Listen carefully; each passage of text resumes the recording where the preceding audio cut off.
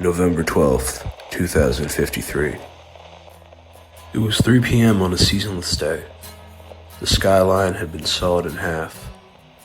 The fringy line of muted gray sky collides with the shimmering mustard rye. The air is heady from the dry fog. My dad's old cherry red Corvette sticks out like a bleeding thumb on the side of the road. I hate being home.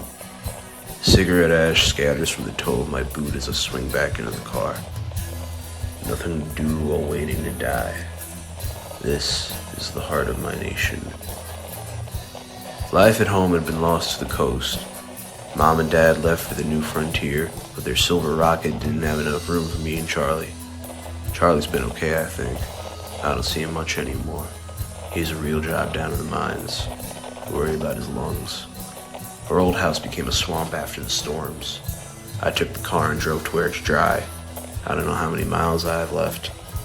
Fuel is in short supply, but I heard they're working to get more down in the mines. Those of us who didn't make it to the new frontier either offed themselves in a fit of deranged hopelessness or decided to fight tooth and nail to survive in our abandoned home. November 15th, 2053. They sat in circles around a crackling fire. The dust had turned to ash and the moon was shining bright. Pubescent voices stranded faux intellectual conversation into the night. They drank the most expensive wine from their parents' cellars and government-issued canteens while chuffing the remaining butts of their aunt's abandoned ashtrays.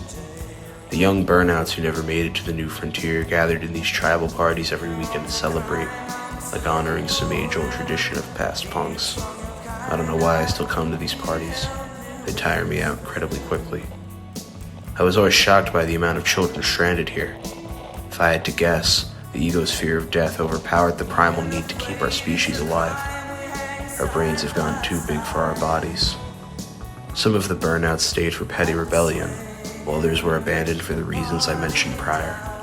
Victims of malicious human evolution. Their leader sat on a throne of junk and stone.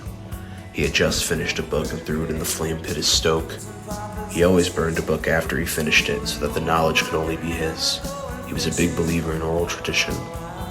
In his mind, knowledge could not be progressive if it was all recorded and jotted down in text. He believed it was the duty of the past generation to consume, understand, and destroy as much knowledge as possible so you can spread it to the new generation and they may do the same. If I had smoked one or two of the horribly laced joints being passed around the party, I just may have agreed with them.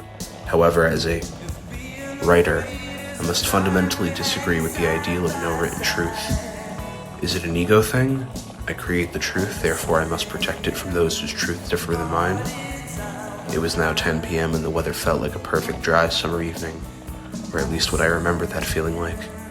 I decided to drive back home, which at the time was an open field in the middle of nowhere where I could park safely for the night. I wish I started keeping a diary earlier. Any preservations of the old world has been mutated or pillaged. My own memory has distorted and erased much of my early life.